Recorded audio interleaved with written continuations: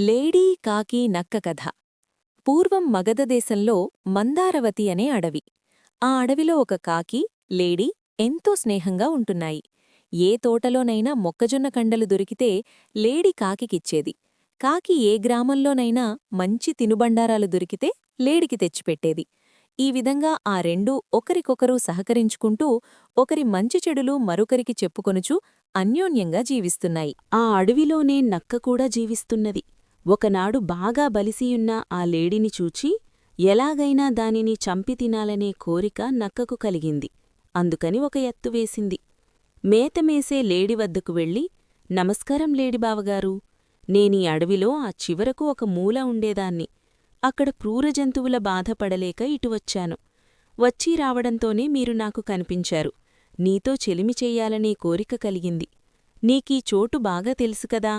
ఒకరికొకరం తోడుగా కబుర్లు చెప్పుకుంటూ ఆయా ప్రాంతాల్లో తిరుగుతూ హాయిగా జీవిద్దాం అని ఇంకా ఎన్నో మాయమాటలు చెప్పింది.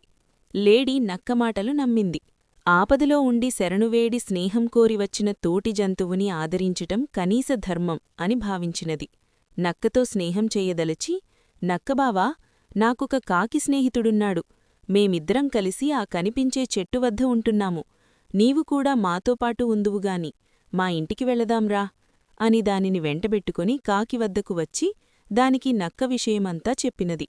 కాకి జింకతో, మిత్రమా, మంచి చెడు ఆలోచించక కొత్తగా వచ్చిన వారిని నమ్మి స్నేహం చెయ్యరాదు.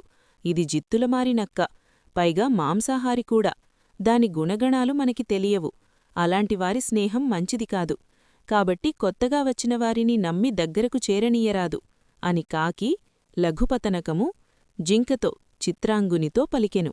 కాకి మాటలు విన్న జింక కాకితో, మిత్రమా, వేరే జాతులవారమైనా మనమిద్దరం స్నేహంగా ఉండటం లేదా? అలాగే ఈ నక్క కూడా మనతో కలిసి ఉంటుంది. జాతికన్నా గుణం ముఖ్యం గదా. ఇది నాకు మంచిదే అనిపిస్తోంది. మనతోనే ఉండనిద్దాం అని అన్నది. మిత్రుని మాట కాదనలేక కాకి సరే అంది. ఆ రోజు నుండి కాకి, నక్క, జింక ఎంతో సంతోషంగా ఉంటున్నాయి.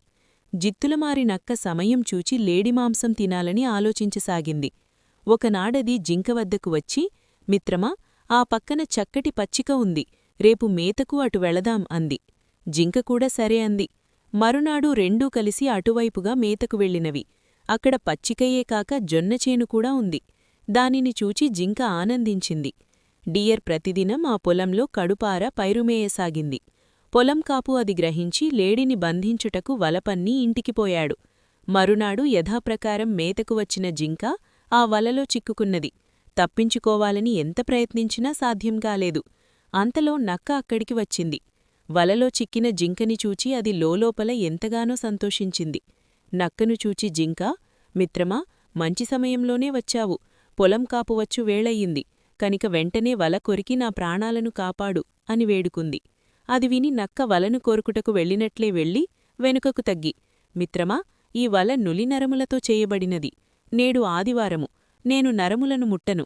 ఈ పని తప్ప మరే పనైనా చెప్పు చేసెదను అని మెల్లగా అచ్చట నుండి జారుకున్నది.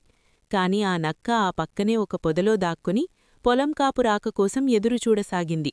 పొలం యజమాని వచ్చి లేడిని చంపి బయటకు వేయగానే దాని మాంసము కడుపారా తినవచ్చని ఎంతో సంతోషంగా ఉన్నది నక్క. ఇంతలో కాకి తన మిత్రుడైన లేడి ఎంతవరకూ రాకపోవుటచేత దానిని వెతుకుతూ బయలుదేరింది. అలా వెతుకుతుండగా దానికి ఒకచోట వలలో చిక్కిన జింకని చూచి కిందకు దిగి, మిత్రమా, ఏమిటి ఈ దారుణం? ఏం జరిగింది అనడిగింది కాకి. కాకి మాటలు విన్న జింక కన్నీరు కారుస్తూ, మిత్రమా, ఆ రోజు నీవు చెప్పిన మాటలు విననందుకు ఇది ఫలితం అనగానే ఆ నక్క ఎక్కడా అనడిగింది. అది నా మాంసం తినవలనని ఇక్కడే ఎక్కడో నక్కి ఉండి ఉంటుంది అని విషయం వివరంగా చెప్పింది. అంతలో దూరంగా పొలం కాపు కనిపించాడు. కాకి జింకతో, మిత్రమా, పొలం కాపు వస్తున్నాడు. నాకొక ఉపాయం గుర్తుకు వచ్చింది. నువ్వు తక్షణం ఊపిరి బిగపట్టి చచ్చిపోయినట్లు పడుకొని ఉండు. నేను నీ కండ్లు పొడుచుచున్నట్లు నటిస్తాను. పొలం కాపు వచ్చి నిన్ను చూచి చచ్చిపోయేవని వల నుండి వేరుచేయగాని నేను కావు కావని అరిచిన వెంటనే నువ్వు లేచి పరిగెత్తు అని చెప్పింది. జింక సంతోషించి సరే అని ఆ విధంగానే చేసింది. పొలం కాపు వల నుండి జింకను వేరుచేయగానే వెంటనే అది కాకి చెప్పినట్లుగా పరిగెత్తింది. అది చూచి పొలం కాపు ఆశ్చర్యపోయాడు. తన్ను మోసం చేసిందని గ్రహించి దీనికి తగిన శాస్తి చేస్తానని తన చేతిలో ఉన్న పెద్ద కర్రని దానికి తగిలేలా విసిరాడు. అది అదృష్టవశాత్తు జింకకి తగలలేదు. గురితప్పి పాడుబుద్ధితో పొదలో దాక్కున్న నక్కకు తగిలింది. వెంటనే అది గిలగిల తన్నుకొని అక్కడే చచ్చిపోయింది.